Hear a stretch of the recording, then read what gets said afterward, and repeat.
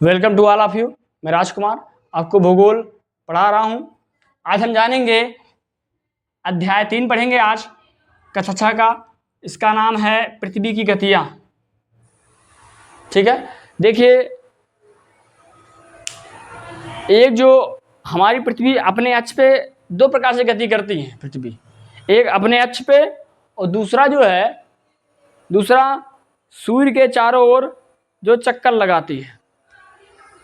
ठीक है, जो अपने अक्ष पे पृथ्वी जो है घूर्णन करती है, जो है घूमती है, उसको बोलते हैं घूर्णन। क्या बोलते हैं? घूर्णन। क्लियर हो गया?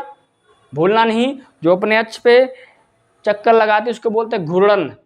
ठीक है, और जो सूर्य का जो है चक्कर लगाती है, घूमती है, जो है उसको बोलते हैं परिक्रमण। क्या बोलते हैं?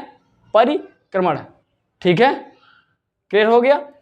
और इसके बाद एक चीज़ और जानते रहिए, हमारी पृथ्वी अपने अक्ष पे 66.5 डिग्री जो है झुका हुआ है। कितना? 66.5। क्लियर हो गया? ठीक है, आगे।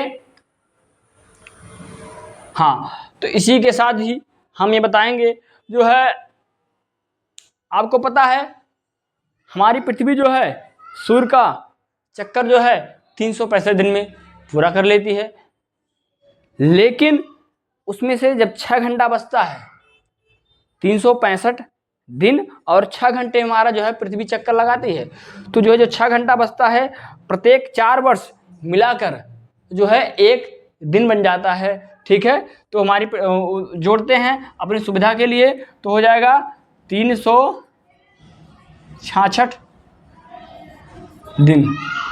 ठीक है, ये फरवरी में होता है, इसीलिए फरवरी जो है 28 दिन का होता था, लेकिन अब जो है कितने दिन हो जाएगा? 66 दिन का हो जाएगा। ठीक है, और इसको हम बोलते हैं लीप वर्ष। क्या बोलते हैं? लीप वर्ष। फरवरी हो जाएगी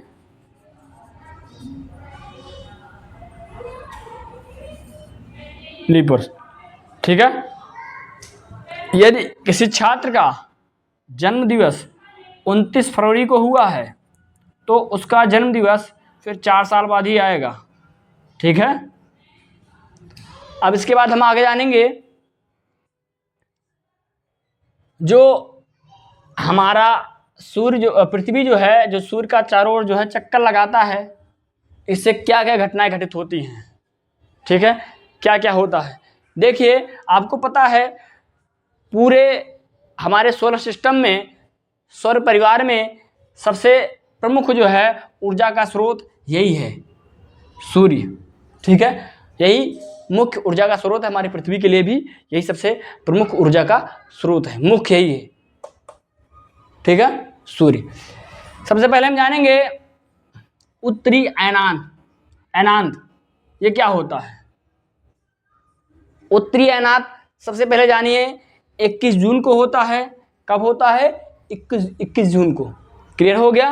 हाँ, इस समय उत्तरी गोलार्ध में ग्रीष्म ऋतु होता है। क्या होता है? देखो इधर झुका हुआ है, इस क्षेत्र में सूर्य का प्रकाश पड़ेगा, इधर जो है अधिकांश इधर पड़ेगा, वर्टिकल पड़ेगा, लंबवत पड़ेगा। ठीक है,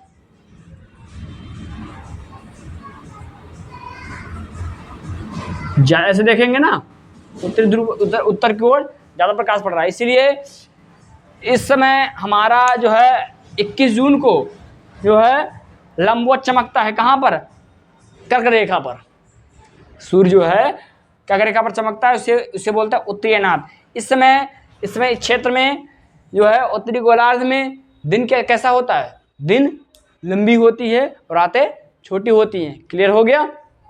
और इसी समय दक्षिणी गोलार्ध में जो है यहाँ, और उत्तरी इधर उत्तर की ओर देखेंगे, पहले उत्तर की ओर जो है यहाँ 6 महीना दिन होगा। कितना होगा? 6 महीना दिन।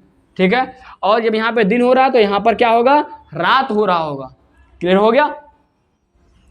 तो और जब इधर जो है, तब इसी समय 21 जून को दक्षिणी गोलार्ध में, ठीक है, दक्षिणी गोलार्ध में क्या होता है? यहाँ पर शीत ऋतु पड़ता है। क्या होता है? शीत ऋतु। दक्षिणी ध्रुव जो क्षेत्र इधर वाला जो क्षेत्र है यहाँ पर पूरा बर्फ से जो है ढका रहता है। क्लियर हो गया।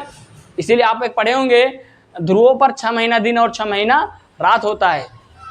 यही हो रहा है, इसी वजह से हो रहा है। ठीक है, क्लियर हो गया। ठीक है, इसको बोलते हैं उत्तरी अयनांत। क्लियर हो गया। 21 जून को सूर्य जो है कर्क रेखा पर चमकता है। ठीक, अब इधर देखेंगे 22 दिसंबर को दक्षिणी अयनांत होता है। क्या होता है 22 दिसंबर को सूर्य जो है, सूर्य की किरणें जो है मकर रेखा पर, कहां पर, मकर रेखा पर लंबवत चमकता है। क्या चमकता है? लंबवत, वर्टिकल चमकता है। ठीक है, सीधा चमकता है। तो इसीलिए जो है 22 दिसंबर को दक्षिणी गोलार्ध में क्या होगा? स्वाभाविक सी बात है, गर्मी पड़ेगा, ग्रीष्म तो होगा। क्लियर हो गया। और उत्तरी गोलार्ध में क्या होगा? स्वाभाविक सी बात है, यहाँ पर जब यहाँ पर क्या कहते हैं प्रकाश नहीं पड़ रहा है तो इधर क्षेत्र में क्या होगा? बर्फ जमी होगी, ठंडी होगी। क्लियर हो गया। शीत ऋतु होगा। क्लियर। तो आपको पता होगा, जब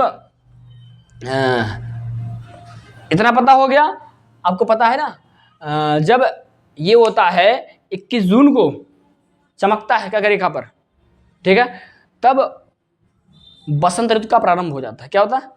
बसंत ऋतु, पतझड़ वाला। गर्मी तभी से प्रारंभ होना, सॉरी गर्मी नहीं, इसमें जो है गर्मी रहती है। क्लियर हो गया। हाँ, इतना क्लियर हो गया आपको। ठीक है, इतना क्लियर हो गया, ये भी क्लियर हो गया।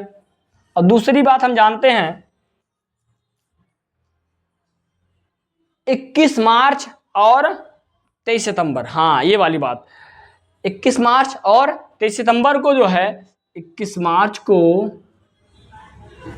आपको पता है 21 मार्च और 23 सितंबर को पूरे पृथ्वी पर दिन रात बराबर होता है। बात जान जाइए, इसे बोलते हैं विषु। क्या बोलते हैं? विषु। अभी 2 दिन बाद जो है 23 सितंबर आ जाएगा। ठीक है, इस समय जो है सूर्य जो है पूरी पृथ्वी पर जो है बराबर चमकता है। पूरे जो है, ठीक है, दिन और रात क्या होती है? बराबर होती है। ध्रुव पर जो है एकदम क्या होता है? सीधा चमकता है। क्लियर हो गया। इसे बोलते हैं विषु। क्या बोलते हैं? विषु। क्लियर। 21 मार्च और 23 सितंबर। एक बात और जान जाइए, जब 21 मार्च को यहाँ चमकता है तभी से जो है हमारे उत्तरी गोलार्ध में गर्मी पड़ना प्रारंभ हो जाती है। ठीक है, पता है ना, मार्च से ही जो है गर्मियाँ बढ़ने लगती हैं। क्लियर हो गया। अब जब सितंबर आता है, सितंबर आता है तो जो है सर्दी जो है पड़ना हमारे उत्तरी गोलार्ध में प्रारंभ हो जाता है। क्लियर हो गया। तो हम आज इतना सीख लिए, आशा है कि आपको समझ में आया होगा। यदि आपको जो चीज़ें ना समझ में आई, आप दोबारा पूछेंगे। क्लियर हो गया।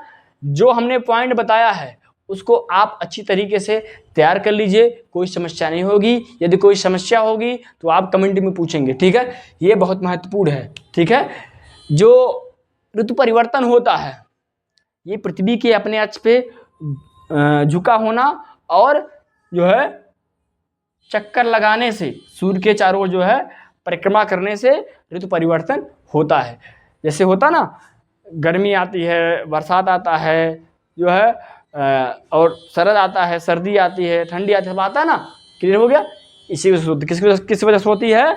इस वजह से होती है कि जो है पृथ्वी अपने अक्ष पे 66.5 डिग्री झुका हुआ है और इसका चक्कर लगा रहा है, किसका? सूर्य का। ठीक है, इसी के साथ ही हम ये क्लास समाप्त करते हैं। धन्यवाद।